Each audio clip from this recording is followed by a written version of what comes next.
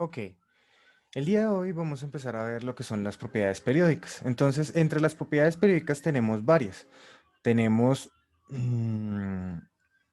la electronegatividad, que acá la tenemos como afinidad electrónica, también se le puede conocer.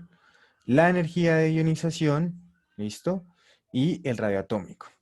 Entonces, ¿en qué consisten estas propiedades periódicas? En la tabla periódica estas propiedades se van a ver que están en el movimiento de la tabla periódica. Me explico. Entonces, vamos a empezar primero con la electronegatividad. ¿Qué es la electronegatividad? Es la capacidad que tiene un átomo de atraer electrones con respecto a otro. Entonces, vemos que la electronegatividad va de acá, acá es menor, en esta parte de la tabla periódica, acá es mayor y acá es menor. Entonces, asciende de izquierda a derecha y de abajo hacia arriba. Ahora, ¿qué significa esto o para qué nos sirve? Cuando damos un tema que se llama enlace químico, vamos a ver que dependiendo de dónde sean los elementos que se van a enlazar, va a dar diferente. ¿Por qué? Hagan de cuenta que ustedes están jalando la cuerda, ¿listo? Entonces, supongamos que tengo mi átomo acá y él tiene un electrón. Supongamos, cualquier átomo. Entonces, si él se enlaza con un átomo de su misma especie, supongamos que esto es hidrógeno de hidrógeno, para que lo tengamos más fácil. Entonces, acá está con un electrón. Podemos representar el electrón con otro color. En rojo sería la nube electrónica. Este electrón, electrón. ¿Qué pasa? Entonces vamos a nuestra tabla periódica y vemos el número de electronegatividad. Entonces, según mi tabla periódica es 13,59. Entonces, la afinidad electrónica, la electronegatividad es 13,59, 13,59. Entonces, ¿qué pasa cuando estos dos se enlazan? Como ambos jalan con la misma energía los electrones, entonces pasa que los van a compartir. Entonces pasa que los electrones se unen y pasan tiempo en ambos lados de los átomos. Entonces tenemos acá electrón, electrón. A esto se le va a llamar un enlace de tipo covalente. ¿Listo? Por otro lado, si cogemos de otras partes de la tabla periódica, por ejemplo, vamos a coger, no sé, el sodio. Ay, qué pena, el sodio, ¿sí? Y el cloro. El sodio tiene una electronegatividad de 5,139. 5,139 y el cloro tiene una electronegatividad de 12,96. 12,96. ¿Qué significa este número? Si el número es más grande, significa que tiene la capacidad de jalar con más fuerza los electrones. En cambio, el sodio no tiene la capacidad de jalar los electrones. Entonces, ¿qué pasa? Que el electrón que tiene el sodio va a ser jalado por el cloro y el cloro va a ganar un electrón más. ¿Listo? Entonces el sodio va a perder un electrón, va a quedar cargado positivamente y el cloro gana un electrón, entonces él va a estar cargado negativamente. Como sabemos, igual que en el electromagnetismo, las cargas opuestas se van a atraer, ¿sí? Entonces este es positivo, este es negativo, se van a atraer. Y ahí se va a formar otro tipo de enlace. Ese enlace químico se llama enlace iónico. Iónico. ¿Por qué? Porque forma un ion positivo y un ion negativo. Recordemos que los iones positivos se llaman cationes y los iones negativos se llaman aniones. ¿Vale? Listo. Entonces, eso nos permite en cualquier lado de la tabla periódica mirar qué tipo de enlace se va a dar. Si tenemos un compuesto altamente electronegativo con uno bajamente electronegativo, vamos a ver las diferencias que hay entre ellos. Entonces, entonces, si vemos los elementos, si nos damos cuenta de nuestra tabla periódica, vamos a ver que hay en algunas tablas periódicas una escalerita. Eso ya lo hemos visto. La escalerita va de este lado, así, chan, chan, chan, chan, chan, chan, chan, chan, chan, chan. Esta escalerita, recordemos que nos marca que todos estos elementos que están acá son los no metales. Los no metales, por ejemplo, tienden a ser altamente electronegativos, ¿sí? Por otro lado, el resto de la tabla periódica, que sería todo lo que está antes de eso, o sea, desde acá hasta allá, todo esto va a ser los metales. Los metales tienden a ser bajamente electronegativos. ¿Qué significa esto? Que los metales pierden electrones cuando se enlazan con alguien de allá, con algún no metal, ¿sí? Y los no metales son altamente electronegativos, lo cual significa que ellos siempre ganan electrones, ¿listo? Entonces, si vemos cuando se enlaza uno de acá con uno de acá, va a pasar que estos se van a volver cationes, cationes, y estos de allí se van a volver aniones. Bueno, por otro lado tenemos eh, otras características como lo son el radio atómico. Entonces el radio atómico vemos que va a ascender de arriba hacia abajo, abajo va a ser más grande y va a ascender de derecha a izquierda, entonces siendo la izquierda la más grande. ¿Qué significa esto? Que los átomos simplemente van a ser más grandes. Recordemos que en un círculo, ¿sí? En cualquier círculo que tengamos, hay una medida que se llama radio atómico, qué pena, en un círculo. El radio va a ser la distancia que hay desde la mitad hasta el final del círculo, ¿sí? Hasta lo que se llama la circunferencia. En el caso del átomo va a ser la distancia que hay del núcleo hasta donde están los electrones finales. ¿Listo? Entonces vemos cómo se comporta este en la tabla periódica. Y la energía de ionización, si se dan cuenta, va aumentando con la electronegatividad. ¿Qué significa esto? La energía de ionización es cuánta energía necesito invertir para sacarle un electrón. Entre más electronegativo sea un electrón, pues más fuerza tiene para mantener sus electrones. Por ende, más energía voy a necesitar. Listo. Ahora, por otro lado, en la tabla periódica habíamos hablado que hay los grupos, ¿sí? Entonces, cada uno de los grupos tiene sus diferentes características. Entonces, vamos a empezar a ver grupo por grupo. En el caso de del grupo uno, estos se llaman, en español, se llaman metales alcalinos. Entonces, metales alcalinos. Esta infografía nos da diferente información sobre curiosidades que hay de ellos. Entonces, hay que tener en cuenta que todos los metales alcalinos son metales suaves, ¿sí? Parecen como si fuera la textura de un barrilete, pero tienen el color de un metal. Estos metales tienden a perder electrones muy fácilmente, ¿vale? Siempre, siempre, siempre van a tener un solo electrón en su último nivel de energía. Eso significa que su configuración electrónica siempre va a terminar en S1, ¿vale? Listo. Por otro lado, ¿qué características vemos? Entonces, acá la palabra melting point significa temperatura de fusión, que recordemos que la temperatura de fusión es la temperatura a la cual un sólido pasa a líquido. Entonces, vemos que sus temperaturas de fusión son muy bajas. Miremos. Entonces, tenemos 180, 97, 63, 27, 26 y 39. Significa que sus puntos de fusión son muy, muy, muy bajitos. ¿Listo?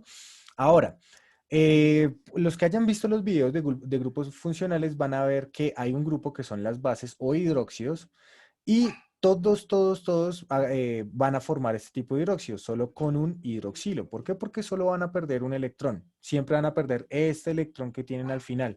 O sea, todos los vamos a encontrar como, espérate, otro color. Litio más uno, sodio más uno, potasio más uno, rubio más uno, cesio más uno y francio más uno.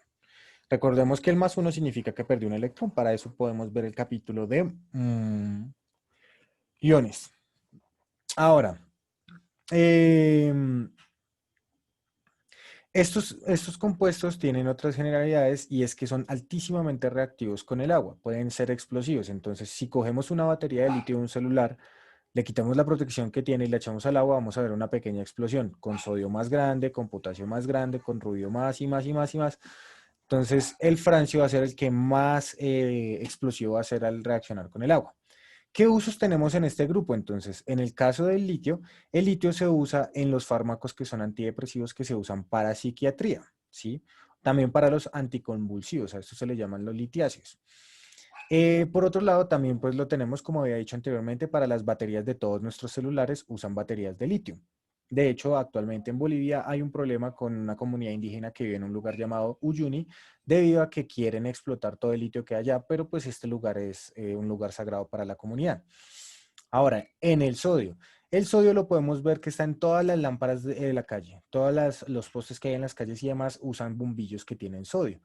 Y por otra parte, pues lo tenemos en esta manera que es muy famosa, que se llama cloruro de sodio, que nosotros lo conocemos como sal de mesa. ¿Listo? La sal de mesa es sodio con cloro. Bueno, y también se le echa un poquito de yodo para que no absorba tanta humedad y de esta manera no se formen los pegotes de sal. Por otro lado, tenemos el potasio. El potasio se usa mucho en fertilizantes. ¿Listo? Los fertilizantes, recordemos que son lo que se le echa a los suelos para darle nutrientes a las plantas y demás. Por, también hay que agregar que tanto el sodio y el potasio son usados para jabones.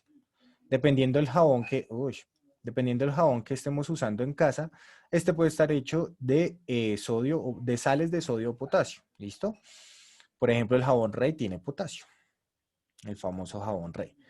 Listo. El rubidio y el francio son radioactivos.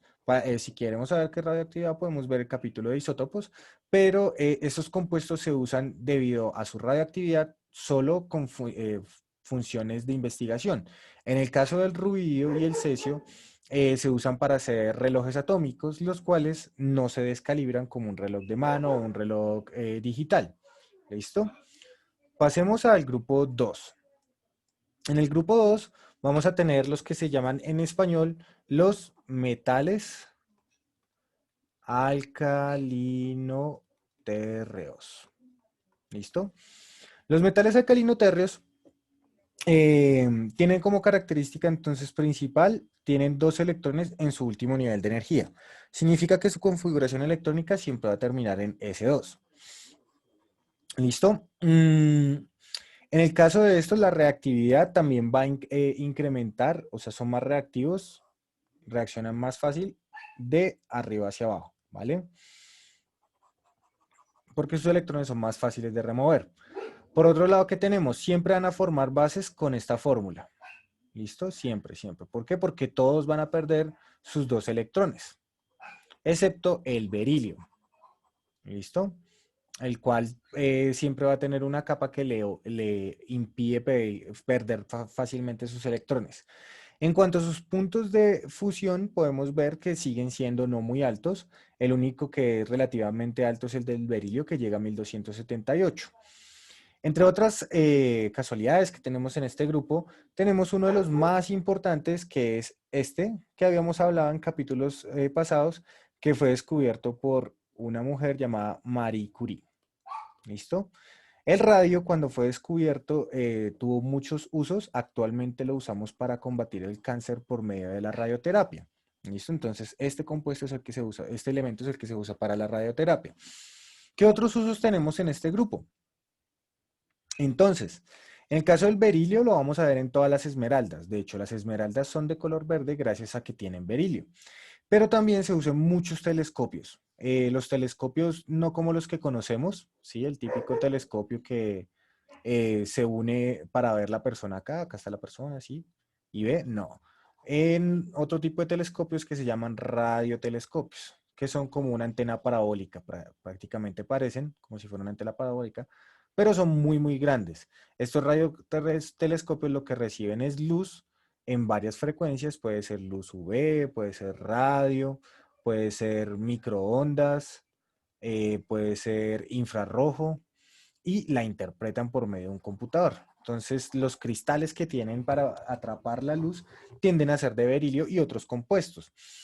Bueno, el magnesio se usa en las aleaciones de las llantas. Entonces, si hemos visto una llanta cuando ya está muy vieja, sea de cicla o sea de lo que sea, vamos a ver que le empiezan a salir unos pedacitos de metal, que ese metal es una aleación de hierro con magnesio. ¿Listo? Entonces, ese polvito blanco que sale es el magnesio.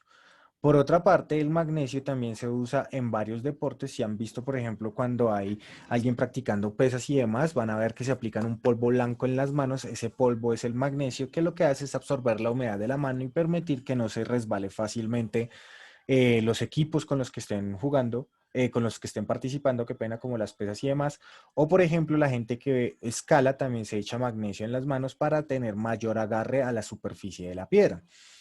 También, por otra parte, el magnesio se puede usar en todo lo que son ay, ahora no me acuerdo el nombre en español. Las...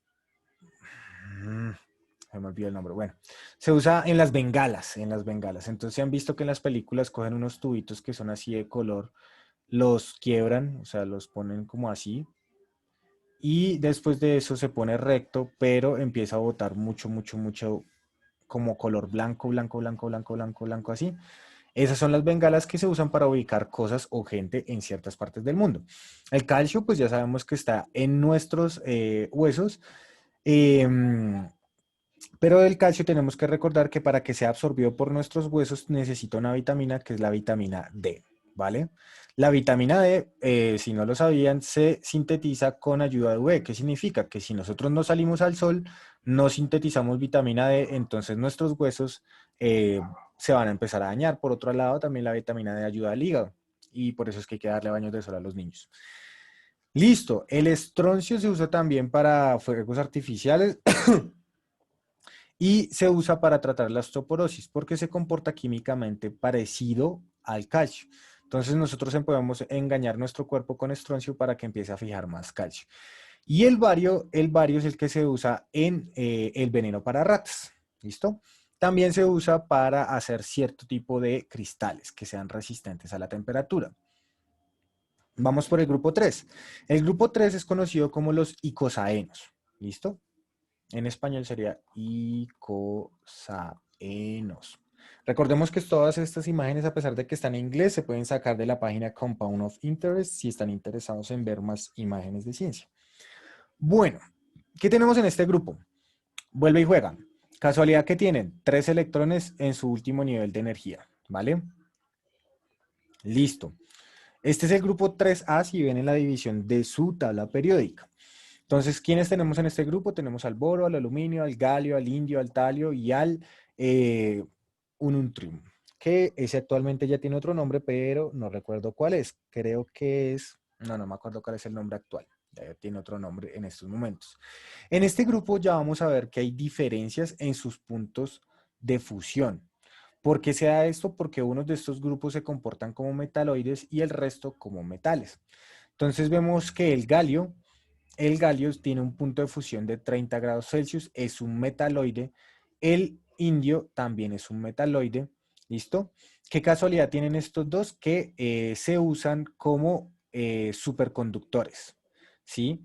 Ellos se pueden usar en todas las pantallas de celulares y demás o en circuitos muy avanzados gracias a que la electricidad pasa muy rápido por medio de ellos. En el caso del aluminio y el boro, vemos que ya tienen puntos de fusión altos. En el caso del aluminio es pues, un metal que todos lo hemos visto, es blando, se usa para hacer ciclas, tejas, entre otras cosas.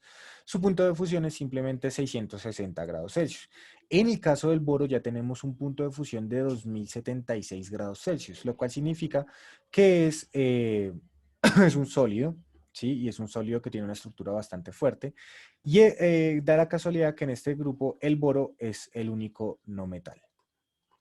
De aquí para abajo todos son metales o metaloides. ¿Vale? Listo. ¿Qué podemos ver? Entonces, casualidades de este grupo. El aluminio es el tercer elemento más abundante en la Tierra. El problema es que el aluminio siempre se encuentra en esta manera. 2, 3. En óxido. ¿Sí? Y el óxido de aluminio necesita usar un método que se llama electrólisis, que como su nombre lo dice es romper con electricidad. Recordemos que lisis es romper y pues electroelectricidad para obtener el aluminio puro. Por eso, si vemos en las épocas antiguas, a pesar de que el aluminio es altamente abundante en nuestra tierra, y es un metal pues blando a comparación del hierro y demás, no se vino a usar sino hasta hace muy pocos años porque fue cuando se descubrió la electrólisis y cómo separar el aluminio. Por otro lado, también tenemos que tener en cuenta el galio es un metaloide, ya lo había dicho, entonces esto hace que tenga un punto de fusión bastante bajo. Todos los óxidos de este grupo se van a formar de esta manera. Entonces acá la M es el metal, o sea aluminio, galio, indio, talio o el último, y 3 de oxígeno, ¿vale? Otra casualidad que hay en este grupo es que el talio es un veneno altamente letal. Con solo 1 gramo podemos matar a una persona. ¿Listo? De hecho, el talio se usa para veneno para ratas. Listo. El indio, como lo había dicho, el indio y el galio son superconductores y se usan en todas en las touchpad, o sea, en las pantallas de los celulares y las tablets y demás. Y el galio también en los procesadores, por ejemplo, en los computadores. El aluminio, pues ya sabemos que se usa, por ejemplo, en las latas de gaseosa, cerveza y demás, pero también se usa en los aviones. Sí, los aviones tienen partes de aluminio y partes de otros metales o aluminio aliado con otros metales. Por último, el boro se usa para hacer un tipo de cristal que se llama borosilicato. El borosilicato tiene la ventaja o la propiedad de que es un vidrio que, no sé si les ha pasado con vasos, que si usted coge un vaso caliente de vidrio, ¿sí? Y lo enfría, entonces digamos que está muy, muy caliente, pongámoslo acá como rojito, chan, chan, chan, y lo enfría instantáneamente con agua, ¿qué va a pasar? Se va a romper. ¿Listo? ¿Por qué? Porque el silicio al calentarse, sus átomos sé que se dispersan y eso hace que cuando uno lo enfríe rápidamente se quiebre toda la estructura cristalina. En el cambio, en el borosilicato no. Y preguntarán, ¿para qué se usa entonces los vidrios de borosilicato? Se usan para material de laboratorio. ¿Listo? Listo, miremos. En el grupo 4 tenemos lo que se llaman los cristalógenos. Se le llaman cristalógenos porque muchos de ellos hacen cristales. Empezando nada más por el primero de este grupo que es el carbono, entonces sabemos que del carbono tenemos muchas, muchas formas. Entre ellas están los diamantes. ¿Listo? Ahora, hay que aclarar que a estas diferentes formas de un mismo elemento que forma compuestos, o sea, me explico. El carbono tiene 8 formas registradas, ¿vale? Que son simplemente carbono puro, pero ¿en qué difieren? En cómo se organizan en 3D. Entonces, ¿qué tenemos? Tenemos los diamantes, tenemos los nanotubos de carbono, nanotubos, ¿listo? A todas estas formas, bueno, también tenemos el grafito, que es el que está en nuestros lápices, el grafeno, que es un metal, tenemos los fulerenos y otros compuestos. Cuando con un mismo átomo, o sea, todos estos que acabo de nombrar son carbono, simplemente carbono, no hay ningún otro elemento. Cuando un mismo elemento forma diferentes compuestos, a eso se les llama alótropos. ¿Listo? Los alótropos del carbono son muy famosos porque tienen muchos usos. ¿Vale? Bueno. ¿Qué entonces tenemos en este grupo? Igual que en los grupos anteriores que hemos visto, 4 electrones en su último nivel de energía. Acá los estoy señalando en este silicio.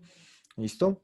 Sus puntos de fusión difieren porque pues en el caso del carbono, dependiendo cuál de todos sus alótropos tengamos, su punto de fusión va a cambiar.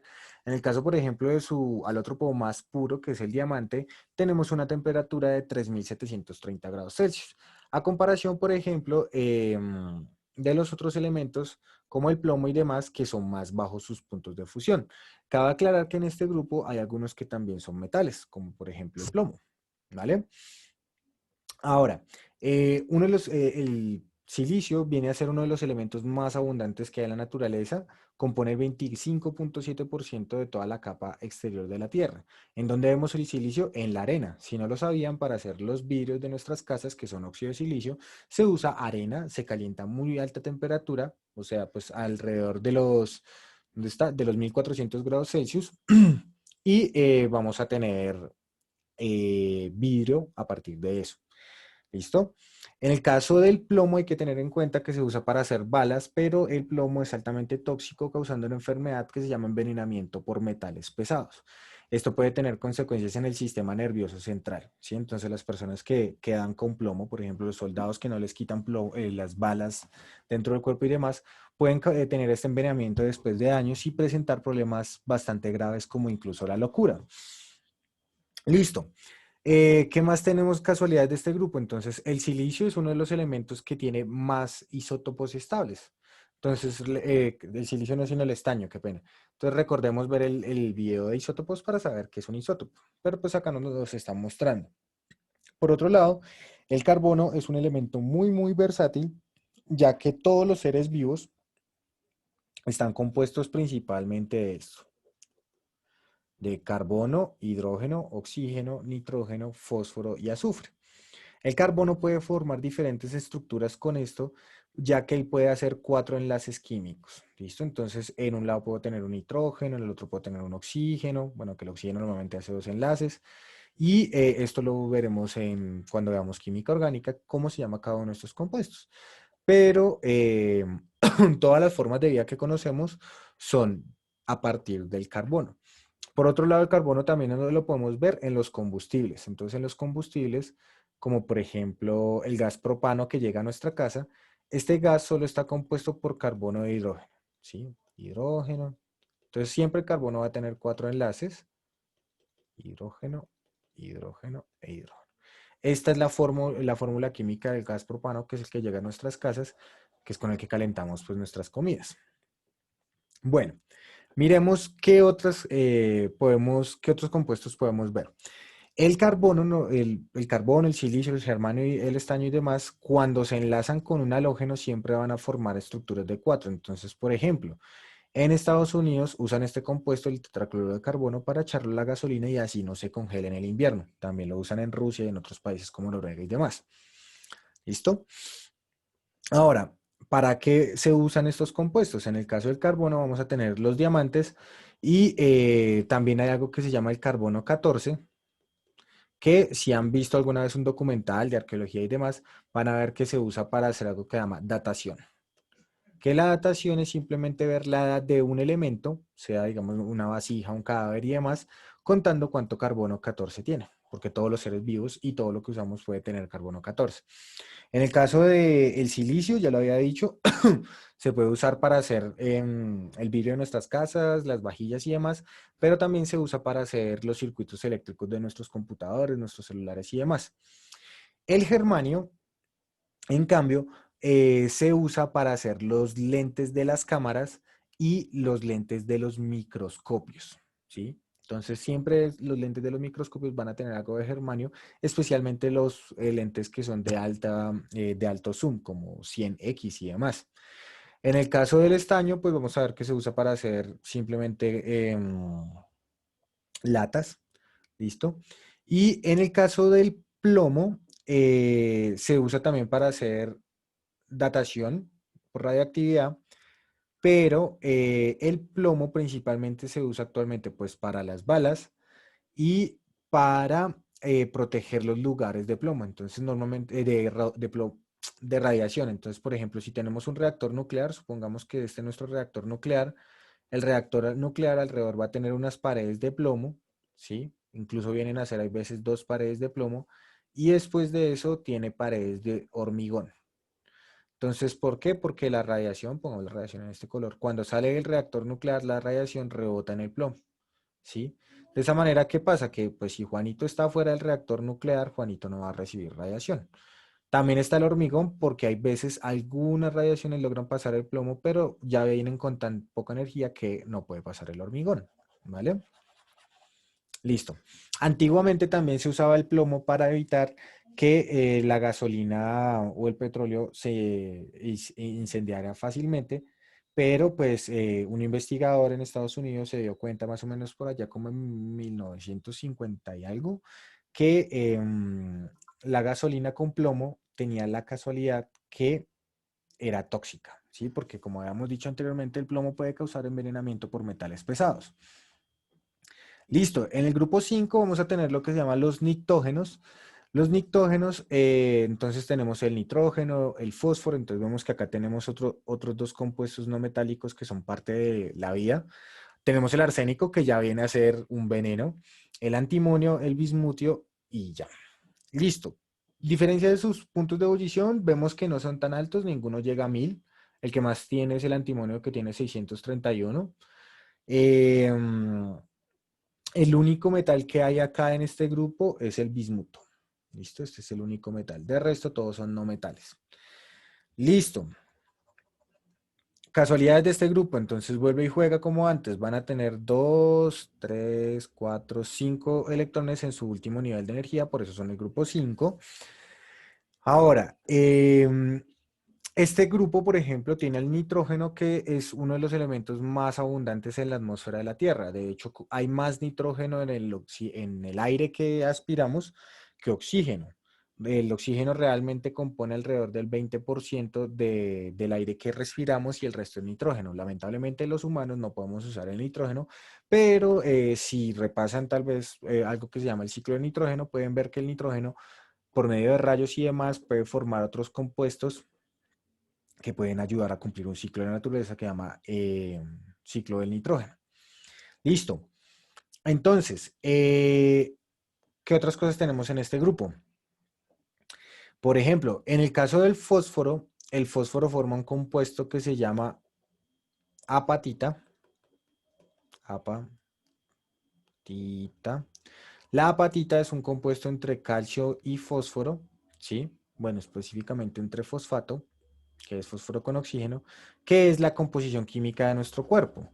Nosotros, por ejemplo, consumimos flúor para transformar la apatita en fluorapatita, y de esta manera nuestros dientes sean más fuertes. Pero eso es gracias a que nuestros dientes tienen el esmalte, porque si no me van a decir, ay, ¿por qué no consumimos flúor para que los huesos sean más fuertes? No, porque en el caso de los huesos no tienen el esmalte, ¿vale? Listo. Ahora, el antimonio, por ejemplo, fue usado por los egipcios para hacer su maquillaje. El problema de esto es que el antimonio puede causar envenenamiento. El arsénico es altamente venenoso, nada más con 0,06 gramos tenemos una dosis letal. Esta dosis letal significa que con eso podemos matar a una persona, ¿vale? Y en cuanto a los usos que tenemos de este grupo, el nitrógeno se usa también como fertilizante junto al potasio. Normalmente hay un compuesto que se llama nitrato de potasio, que viene en los fertilizantes. ¿Qué problema tiene el nitrógeno? Que el nitrógeno también se puede usar para hacer explosivos. Entonces, por ejemplo, no sé si conocen el TNT. El nombre de este se llama trinitrotolueno, que es más conocido como dinamita. La dinamita se usa pues para hacer explosivos, y su estructura química pues simplemente es un anillo de carbono. O sea, cada una de estas esquinitas va a ser un carbono, ¿vale? Acá hay un carbono, un carbono, un carbono, un carbono, un carbono, un carbono. ¿Listo? Y este elemento tiene la facilidad de ser altamente explosivo.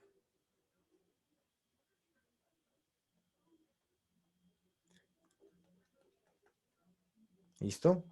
Ese es el trinitotolueno, y es el que se usa para hacer el TNT. Da la casualidad que el nitrógeno necesario para hacer el trinitotolueno se saca de las heces de los murciélagos, que es conocida como guano. Listo, en el caso del fósforo, el fósforo lo usamos para hacer principalmente bombas de humo. El arsénico se usa para algunos tipos de balas que hay, que en algunos países son prohibidas. El antimonio lo vamos a tener para retardantes de fuego. Entonces, cuando los bomberos quieren apagar un fuego que tiene combustible, se le puede echar antimonio. ¿Listo? Pero también se usa para hacer cosméticos. Y el bismuto se usa para hacer protectores de rayos X. Entonces, cuando vayan a hacer los rayos X, van a ver que el radiógrafo, que se llama el profesional que va a hacer los rayos X, se va a poner unos equipos de protección, porque pues él está usando el aparato. Listo. En el grupo 6 tenemos los calcógenos. Los calcógenos tienen varios no metales. Está el oxígeno, el azufre, el selenio, el telurio, el polonio. ¿Listo? ¿Qué casualidades hay en este grupo? Entonces tenemos el punto de fusión más alto que tenemos acá, es el del telurio. Mm, entonces todos los calcógenos, cuando están solidificados, son muy suaves, ¿listo? Y no conducen la electricidad, no, sino el calor. Entonces, por ejemplo, parecido a lo que vimos ahorita del reactor nuclear, en algunos lugares como en Rusia y demás, las casas van a tener dos paredes, ¿sí? O sea, las casas son dobles. Este pedazo que queda intermedio entre pared y pared, y en Estados Unidos también hay muchas así, tienen oxígeno. ¿Qué significa? Que si acá dentro de la casa está caliente, ¿sí? Ese calor no va a salir de la casa, ¿sí? Se va a mantener dentro de la casa, permitiendo que la casa esté siempre caliente por dentro, ya que el oxígeno no conduce bien el calor. De esa manera no hay que usar tanto bueno, calefacción en este caso. Listo. Mm, Obviamente hay que tener en cuenta que este es en su último nivel de energía, van a tener 6 electrones en su último nivel de energía. Mm, Tienden a formar iones de tipo como este, por ejemplo. Ay, qué pena. -2. Ganan 2 electrones cuando se enlazan con metales y forman compuestos de este tipo. ¿Listo? Aniones de este tipo. Listo. Hay un compuesto que es muy importante que sale en la industria y veces en las chimeneas. Cuando vemos el humo de una chimenea, ese humo puede tener este compuesto, SO2. El dióxido de azufre pasa que cuando reacciona con agua puede formar estos elementos como el ácido sulfuroso, el cual participa en lo que conocemos como el fenómeno de lluvia ácida. Recordemos que ahí también están los compuestos del nitrógeno con el oxígeno, que son los nitratos. Y por medio de la industria se están aumentando cada vez más estos compuestos. Ahora, en este grupo también podemos tener varios alótropos, que recordemos que son diferentes formas. En el caso del oxígeno, pues tenemos 2 oxígenos enlazados, tenemos 3 oxígenos enlazados, que ese se le conoce como ozono, ¿sí? Que es el de la capa de ozono. En el caso del azufre, podemos tener, por ejemplo, este y este, que ese es un azufre que es de color amarillo, y este es un azufre que es de color verde. ¿Listo? Uy, verde. Y pues reaccionan químicamente diferente y tienen unos usos diferentes. Listo. Entonces, todos los compuestos que se hagan con hidrógeno y uno de acá son tóxicos a excepción del agua. ¿Listo? Entonces, por ejemplo, el agua, que es esta, no es tóxica. Pero, por ejemplo, si cogemos este compuesto que es el sulfuro de hidrógeno, este es el que le da el olor a podrido a los huevos y es altamente tóxico en altas concentraciones. ¿Listo? Mm, bueno, en cuanto a los usos que tenemos, entonces, uno de los usos más importantes del oxígeno son, el primero, hacer acero, se usa para hacer acero, porque el acero necesita hierro, oxígeno y carbón. ¿Listo? Para hacer las espadas de acero y cualquier compuesto que haya de acero. Y en el caso de lo otro es en los combustibles. Pero ¿qué tipo de combustible? Los combustibles que se usan para cohetes. Esos combustibles normalmente usan oxígeno líquido e hidrógeno líquido. ¿Listo? Esa L pequeñita entre paréntesis significa líquido. Entonces hace que sean altamente unos combustibles con mucha, mucha energía, pues para elevar un cohete y sacarlo del planeta, ¿no? Bueno, en el caso del azufre se usa para hacer la pólvora, ¿listo? Y para hacer ácido sulfúrico que tiene muchos usos industriales. El selenio se usa para las fotocopiadoras y para hacer cierto tipo de cristales. El telurio se usa para hacer los CDs, entonces ese colorcito azulito que tienen los CDs por debajo es normalmente telurio, pero actualmente se usa mucho para hacer los paneles solares.